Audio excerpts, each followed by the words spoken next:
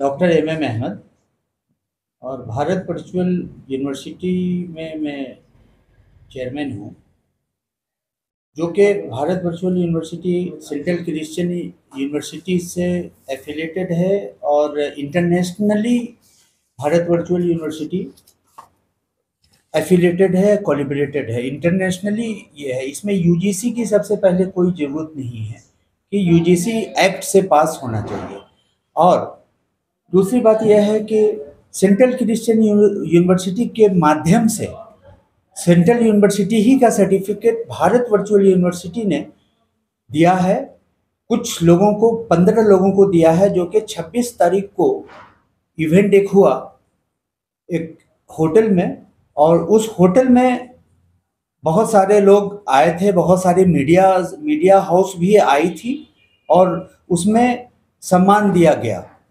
उस सम्मान देने में एक हफीजुल हसन साहब को भी सम्मान दिया गया। उनका कार्य क्षेत्र को इवेल्युएट करके देखते हुए उनको एक दिया गया, ना कि मंत्री को हमने दिया है, एक नॉर्मल जैसे इंसान को हमने दिया है, जो कि सेंट्रल क्रिश्चियन यूनिवर्सिटी से अप्रूव था।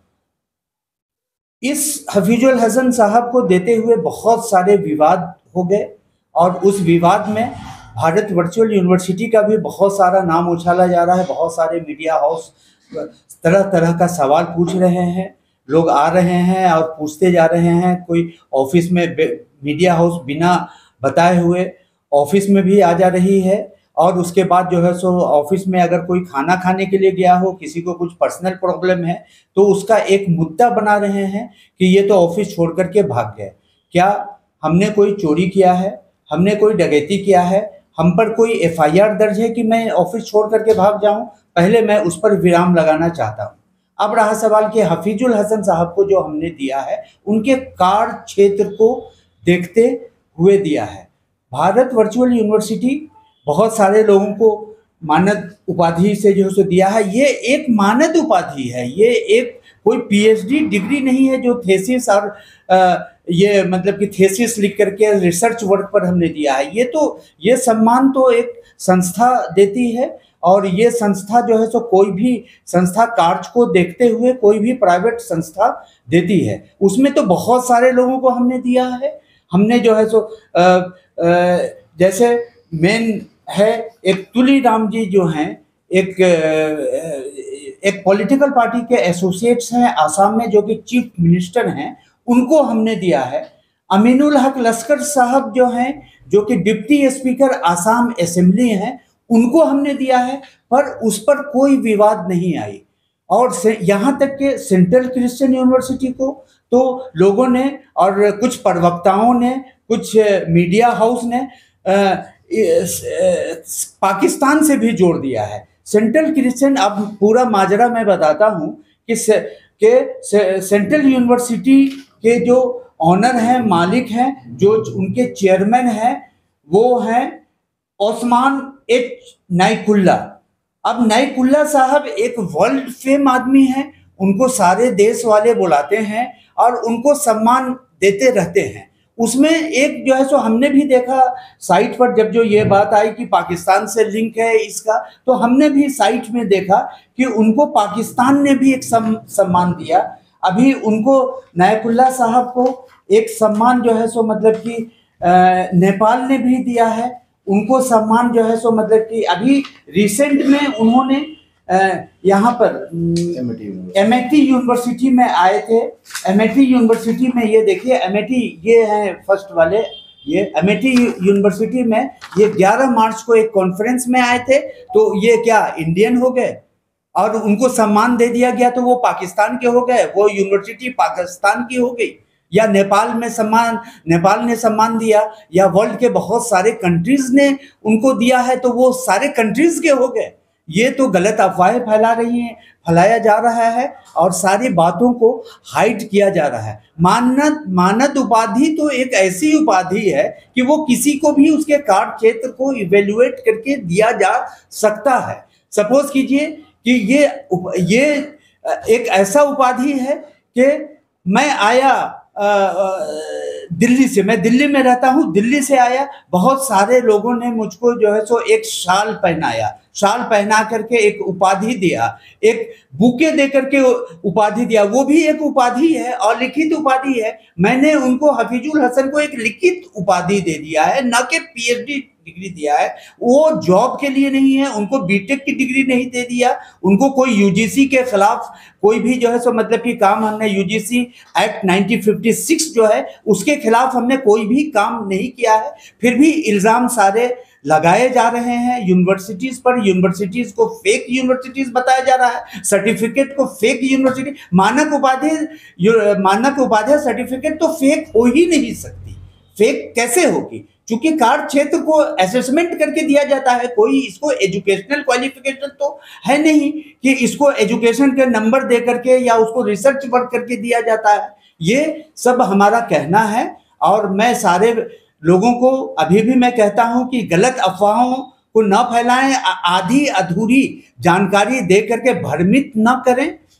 कौम को, जो एक कौम है पर्सनल, उस कौम को भ्रमित नहीं करें। मैंने एक न्यूज में ये भी देखा है कि ये जो सेंट्रल क्रिश्चियन यूनिवर्सिटी में सारे मुस्लिम लोग, ये सेंट्रल क्रिश्चियन यूनिवर्सिटी मुस्लिम लोगों की है यूनिवर्सिटी, जबकि ये बिल्कुल गलत है। वो किस जात से, मैं शिक्षा पर विश्वास करता हूँ, वो मेरे को जो है सो शिक्षा से मतलब है, वो जात और इससे मतलब नहीं है। फिर भारत वर्चुअल यूनिवर्सिटी के बारे में एक बात आई, भारत वर्चुअल यूनिवर्सिटी के बारे में एक बात आई कि वो जो है सो मतलब कि ये सारे मुसलमानों की यूनिवर्सिटी है।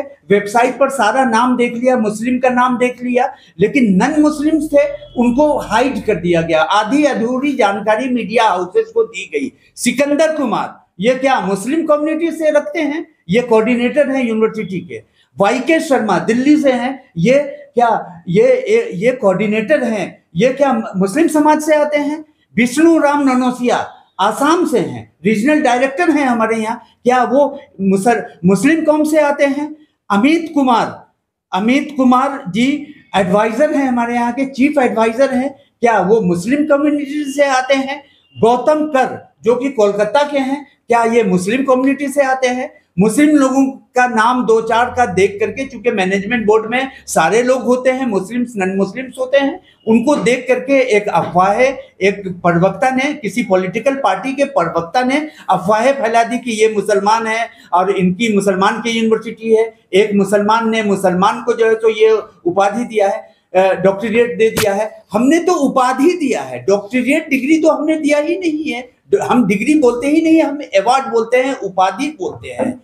हम बस यही हमारा कहना है कि सारी गलत अफवाहों को विराम देने के लिए आज मैं आया हूं और मैं सफाई देने के लिए नहीं आया हूं, मैं अपनी बात रखने के लिए मीडिया हाउस के पास आया हूं। और आप लोगों को भी, मीडिया हाउस को मैं रिक्वेस्ट करता हूं कि आप लोग ज्यादा से ज्यादा जो अच्छी बात है, सच्ची बात है, उसको अब फैलाएं, ना कि गलत बात को तोड़ मरोड़ करके स्टेटमेंट दे करके भ्रमित करें। जैसे कल के एक चैनल ने एक भ्रमित किया है कि ये भर आ गए। अरे टाइम दे करके आइए, मैं बैठा रहूंगा, मैं ऑफिस खोल करके बैठा रहूंगा। 4 घंटे के लिए मैं ऑफिस में नहीं था। इस बात को लेकर के पूरा मीडिया में एक हंगामा कर दिया, ये तो फेक आदमी है, ये तो मतलब कि ये है। हम पर कोई केस दर्ज है क्या? मेरे पर कोई एफआईआर है क्या? हमने किसी का मर्डर कर दिया है क्या कि मैं भाग जाऊंगा ऑफिस छोड़ करके? हम ऑफिस छोड़ करके, ये एक ऐसा बात था कि कल का जो है सो मतलब कि हमारे घर में एक कोई घटना हो गई थी, जिसके वजह से आधा अधूरा शटर छोड़ करके मैं भाग निकला। हमारी मम्मी को पैरालिसिस हो गया, अटैक हो गया और मैं हॉस्पिटल लेकर के भागा। और हमारे जो स्टाफ लोग हैं, कुछ लोग छुट्टी में, चूंकि सैटरडे का इवेंट में, 26 तारीख के इवेंट में उन लोगों ने 14-14, 15-15 घंटा काम किया था, इसीलिए हमने 2-3 दिन छुट्टी भी दे दिया। सोमवार को ऑफिस खुला था, मंगल को सिर्फ हाफ डे था, आज बुध है, जुमरात को भी मैंने छुट्टी डिक्लेयर किया है कि आप लोगों ने बहुत मेहनत किया है। ये मैं आप लोगों के माध्यम से कहना चाहता हूँ। आप लोगों पर आरोप है कि आप लोग क्लास करवाते हैं, आप लोग एडमिशन करवाते हैं कॉलेजेस में, यूनिवर्सिटीज में, इस तरह के काम करते हैं। देखिए, ये कंसेप्ट एजुकेशनल ट्रस्ट का काम ही है, एजुकेशनल काम करना। और हम लोग जो है सो काउंसलिंग करते हैं, काउंसलिंग PhD 2 ये क्लास 10 टू पीएचडी हम लोग काउंसलिंग करते हैं। सारे बच्चे आते हैं काउंसलिंग करने के लिए। इसके अलावा गवर्नमेंट ऑफ इंडिया तो खुद नाइन्थ फेल बच्चे होते हैं उसको 10th में एडमिशन लेती है। जो 11th पास बच्चे होते हैं उसको 12 में एडमिशन लेती है। 12 फेल कर जाते हैं फिर भी एडमिशन जो है तो लेती है। ये तो NIS national institute of open schooling का एक जो है तो सिस्टम है जो कि गवर्नमेंट का है, गवर्नमेंट ऑफ इंडिया का वो संस्थान है, वो करती है। तो इसमें कंसेप्ट एजुकेशनल से क्या लेना देना। हम लोग तो काउंसलिंग करते हैं, एजुकेशनल काउंसलिंग के नाम पर आप लोग पैसों की उगाही करते हैं आरोप। बिल्कुल कोई उगाही नहीं हुई। कोई आपके पास प्रूफ है तो आप दे दीजिए। किसी ने पैसा दिया हो, किसी ने कुछ किया हो, हम तो समाज का काम करते हैं। मोदी जी का जो सपना है उसको करते हैं। देश की यूनिटी और इंटीग्रिटी के लिए हम काम करते हैं। देश में जो शिक्षा की कमी है, अभी जो एजुकेशन का जो रेट है, शिक्षा का रेट है, खास करके झारखंड में बहुत कम स्तर है, उसको हम बढ़ाने का काम कर रहे हैं। उस एम्प्लॉयमेंट का जो रेट कम है उसको हम बढ़ाने का काम कर रहे हैं। ये गलत काम है तो आप लोग बोलिए, मैं रोक दूंगा आज से। मैं डॉक्टर एम ए अहमद और मैं भारत वर्चुअल यूनिवर्सिटी का एक चेयरमैन हूँ। और भारत वर्चुअल यूनिवर्सिटी का एग्जिस्ट ऐसे हुआ कि पहले ये Bharat virtual open education centre था जिसमें हम लोग काउंसलिंग पहले से कर रहे थे। लेकिन सेंट्रल क्रिश्चियन यूनिवर्सिटी को मानद उपाधि इंडिया में देना था, तो इंडिया के लिए एक यूनिवर्सिटी का स्टेटस दिया, इंटरनेशनल यूनिवर्सिटी, और उसको एफिलिएट किया और उसको कोलिब्रेट किया। वही यूनिवर्सिटी का नाम हुआ। इसका यूजीसी से कोई नाम नहीं। और हमारे वेबसाइट में भी लिखा हुआ है, ये सारे कुछ लिखे हुए हैं। ये प्राइवेट ऑटोनोमस बॉडी है, इससे गवर्नमेंट में कोई नौकरी के लिए नहीं जा सकता। कोई नौकरी के लिए व्यवसाय या नॉन व्यवसाय के नौकरी के लिए नहीं कोई जा सकता। कोई शिक्षा हमारे यहाँ से सर्टिफिकेट लेकर के कोई अपर शिक्षा के लिए नहीं कर सकता। और हमने तो ये भी लिखा हुआ है, अगर आप लोग देखेंगे कि हमने दोनों को डिफरेंशिएट किया है कि पीएचडी और उपाधि क्या है। अगर आप जाएंगे तो पीएचडी और उपाधि का हमारे वेबसाइट में पूरा लिखा हुआ है। अब वेबसाइट को अभी हमने जो है सो अंडर ये लिया है। कुछ चीज मेरे को एडिट करना है, कुछ चीज को हमको और जोड़ना है। इसके बारे में जोड़ना है। यूनिवर्सिटी के बारे में बहुत सारे लोगों को हमने जो उपाधि दिया है उसका नाम को लिखना है, उसका पूरे इंडिया में जिन लोगों को उपाधि दिया है सारा नाम ऐड करना है। इसीलिए हमने उसको अंडर मेंटेनेंस लिया है अपने इसको वेबसाइट को। जी।